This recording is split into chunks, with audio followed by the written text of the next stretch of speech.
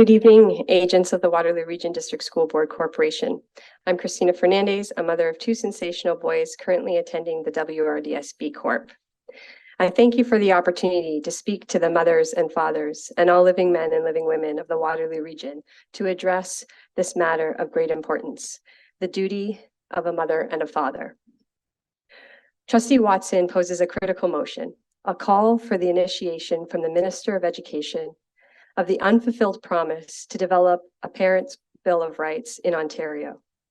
A promise that some would say undeniably aided in their election, and a promise that has yet to be fulfilled a decade later. In 2014, the government promised to develop a Ministry of Education Parents' Bill of Rights, ensuring that the rights of parents are respected throughout and following the reform process. Unfortunately, we find ourselves in a situation where many parents find that their rights are not being adequately acknowledged, let alone respected. To address this concern, Trustee Watson has graciously and thoughtfully proposed a resolution to write a letter to the Minister of Education to speak for the thousands of families in the Waterloo region, both in the public and separate school boards. The letter seeks to initiate a province-wide public consultation process that would allow parents, interested individuals, and groups to present detailed proposals to the ministry concerning parental rights. Additionally, it calls for the fulfillment to develop the already promised Parents' Bill of Rights for the parents in Ontario. What a tremendous opportunity for the board. This motion is not born out of arbitrary concern. Rather, it is a direct response to the collective voices of parents in the Waterloo region who wrote to the Minister of Education in response to the proposed regulation under the Education Act as amended by Bill 98, the Better Schools and Student Outcomes Act 2023.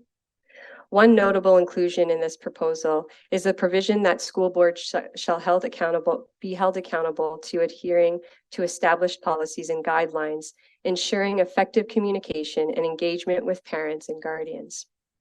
This brings us to an essential point: the overwhelming evidence supporting the crucial role of family involvement in a child's education.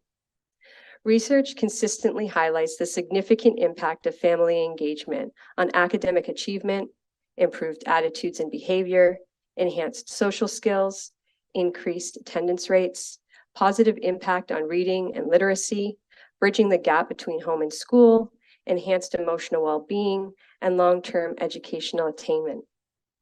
Family and parental involvement, and not the color of one's skin or where one's great-great-grandparents lived, not when one settled and started calling Canada home, and not even socioeconomic status, but the parental care, interest, and devotion are the most influential components to whether a child flourishes and thrives, has success living a life of purpose and joy, no matter where they find themselves in this lifetime.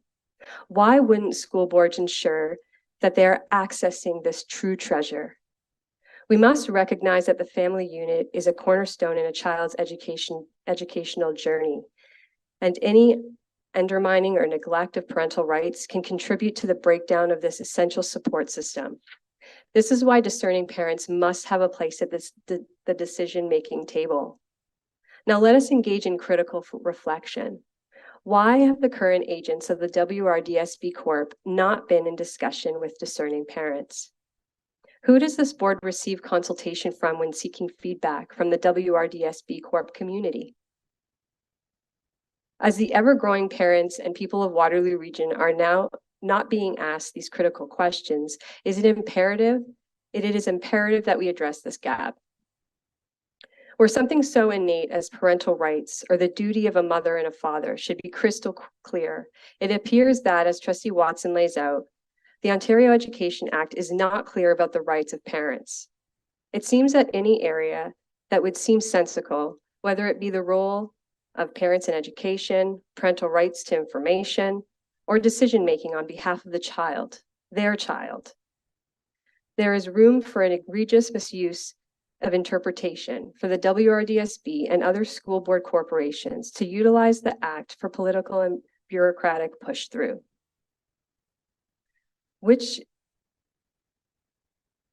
children being held in the walls for 6 or more hours each day, 5 of the 7 days a week, If parents don't have more input in the manner in which their children are influenced and taught for most of their waking hours, this system no longer serves the purpose of serving our children's best interest, which leaves me pondering, what purpose do the current publicly funded school systems serve? Again, to those who tacitly agree, they do so with the perception that the publicly funded school systems are meant to be there for we, the people. And so as soon as they stop working for our children, parents again are obligated to leave. The education our kids receive is fundamental, and parental primacy again is a non-negotiable. And now, so I'm not misleading here, I use the term parental rights as the legal term it is. It refers to the legal and moral rights and responsibilities that parents, also a legal term, have regarding their children. These rights encompass a range of issues and are recognized and protected by various legislation. But know that none of the agents standing before me, nor any other living man or woman, have the authority to offer nor withdraw my duty as a mother. This is a God-given right, and a parent will always have the right to fulfill their duty as a mother or a father lawfully, even when bureaucrats attempt to label it as illegal. In conclusion, the motion before you, it's a call for transparency.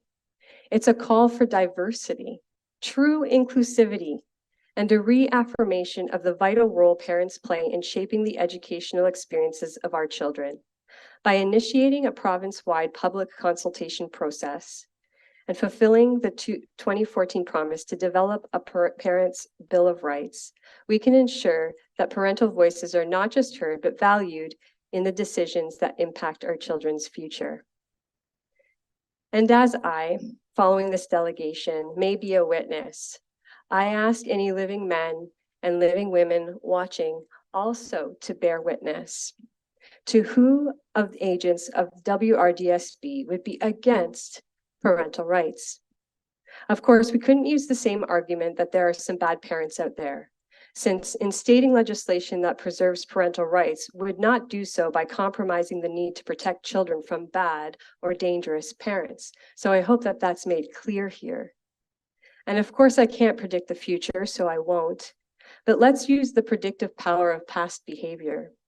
Let's just say that perhaps the vote is 3 in favor against 8 opposed.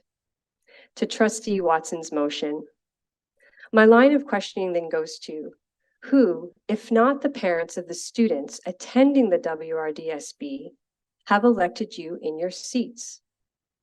If they are in fact parents, would they be dissatisfied with a vote against this motion, as it would be their voice and rights that would also be honored by voting in favor? And then I think, if it was in fact parents that elected you, and they'd be content with the vote opposing a motion to support their parental rights, do they then in fact prefer to send their children to Caesar for their education? But then there is the possibility that perhaps it was not parents with children in the publicly funded school system who elected or selected you in your seats. To which I ask, who has in fact aided in you obtaining your current role as trustee, if not the parents of the children attending our schools? Which leaves me to my last question. Who is it that you are serving? I do hope to find out tonight. Thank you. Trustees, are